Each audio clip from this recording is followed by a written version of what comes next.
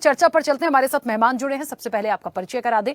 Bharatiya Janata party का पक्ष रखने के लिए गौरव मिश्रा हमारे साथ जुड़े हैं। गौरव जी, बहुत स्वागत चर्चा में जुड़ने के लिए। गौरव जी, मुझे ऐसा लगता है यहाँ जो हिंदू धर्म गुरु हैं या मुस्लिम स्कॉलर जो हैं, वो जिस तरीके से अपनी बातों को रख रहे हैं, हम समझ रहे हैं उन चीजों को, लेकिन राजनीतिक रूप से भी उन्होंने एक सवाल उठाया है कि जो राजनीतिक दल हैं, जो माननीय हैं, उनको भी थोड़ा सा इन चीजों का ध्यान रखना चाहिए। बेशक यदि कहीं कोई चीज ऐसी हुई है, कोई घटना हुई है, तो उसको ध्यान में रखते हुए इन तमाम चीजों पर आप बैन लगा रहे हैं, बाकी चीजों को रोक रहे हैं, लेकिन वो सामाजिक समरसता हम कहाँ देखेंगे, वो भाईचारा हम इस भारत में कहाँ देखेंगे, उसे हम कैसे ला पाएंगे? ये एक बहुत गंभीर विषय है देखिए आज का, तो हमें लगता है उस तरह से इस चर्चा को आगे ले जाने की जरूरत है।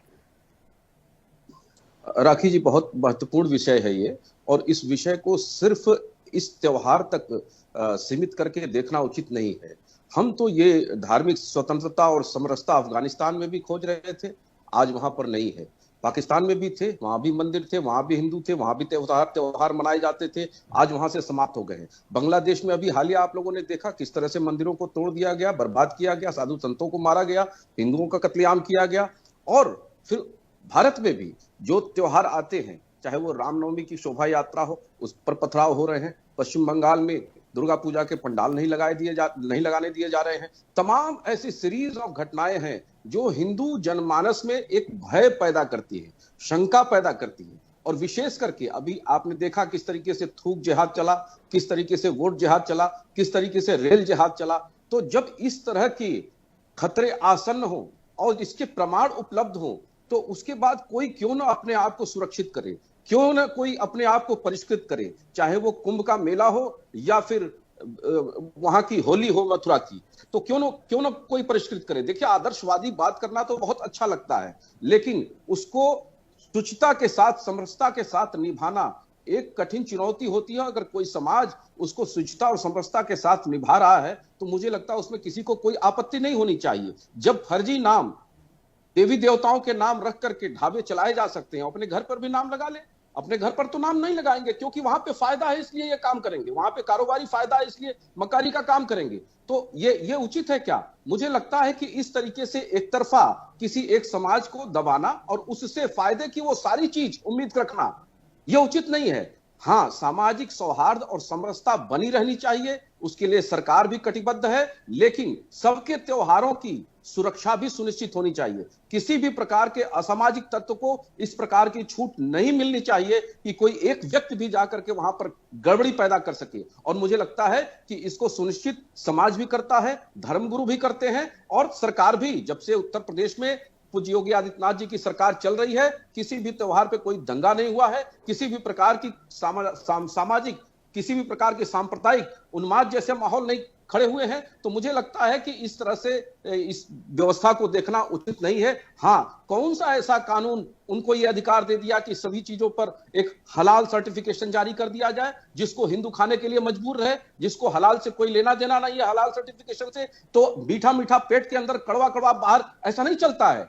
देखिए, दोनों पक्ष को सुनना पड़ेगा। और आपने तो अपने लिए पूरी कायनात ले ली, अपने लिए पूरी व्यवस्थाएं ले ली, इस देश के टुकड़े कर दिए, करके सारी व्यवस्थाएं अपने लिए लिए, धर्म, त्योहार, बाजार, संपत्ति सब कुछ ली, और यहां पर जो बचा हुआ है उसमें भी बंटवारा चाहिए। यह ठीक नहीं है। हम आपके स्वतंत्रता, आपके तीज त्योहार, किसी पर किसी भी प्रकार की आपत्ति नहीं करते। हम सामाजिक सौहार्द को बनाए रखने में विश्वास रखते हैं, लेकिन जो बचा हुआ है उसकी शुचिता को भी सुनिश्चित करने का हम संकल्प लेकर के चलते हैं। हमारा तो ऐसा मानना है कि सभी धर्मगुरुओं को इसमें किसी भी प्रकार का कोई भेदभाव नहीं रखना चाहिए। अगर इस तरह की मांग साधु संतों ने की है तो उसका पालन करना चाहिए।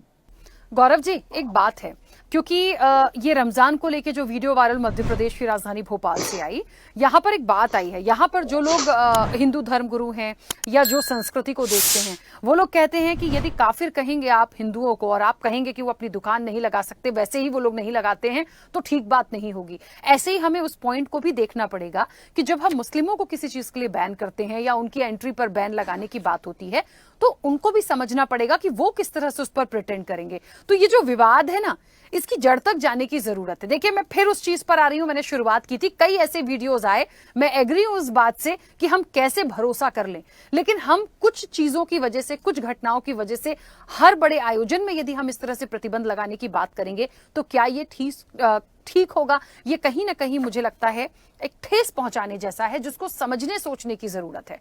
देखिए, बहुत महत्वपूर्ण बात कही है राखी जी आपने। सही बात है। व्यापार में किसी प्रकार का प्रतिबंध नहीं होना चाहिए, सबकी रोजी रोटी है। और सही बात है, हिंदू मुसलमान के कारोबार में एक दूसरे का ताना बाना जुड़ा हुआ है, सब आपस में जुड़े हुए हैं और कारोबारियों में आपस में किसी भी प्रकार का भेद नहीं होता है और कोई भी कालखंड हो उनका बदस्तूर चलता ही रहता है, इसमें भी कहीं कोई संशय नहीं है।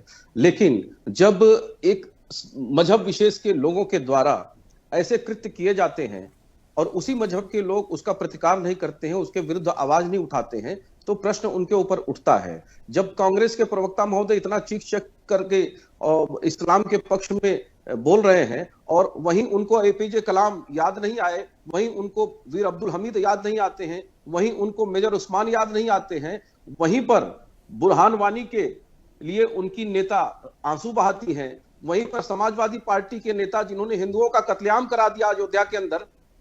अरे जात पात तुम कर रहे हो यार, हम लोग कर रहे हैं। जात पात तुम लोग कर रहे हो। जात पात का बंटवारा, जात पात की दुकान तो खोल करके आप लोग बैठे हुए हो। अगर जात पात की दुकान तो खोल के आप लोग बैठे हुए हो। समाजवादी पार्टी जात पात की दुकान खोल रही। कौन कुंभ में किसका जात पात पूछा गया, जरा बताइए तो? किसका पूछा गया? कौन प्रवचन कर रहा है, किस जात का है? कोई किसी ने पूछा किसी से? लेकिन अभी देखिए, जात पात की दुकान खोल लिया मध्य प्रदेश में। किसी को जाति के नाम पर, वो ब्राह्मण नहीं है तो उनको प्रवचन नहीं करने दिया जा रहा है। इस तरह का केवल समाज में केवल भ्रम पैदा करना, यही काम है आप लोगों का।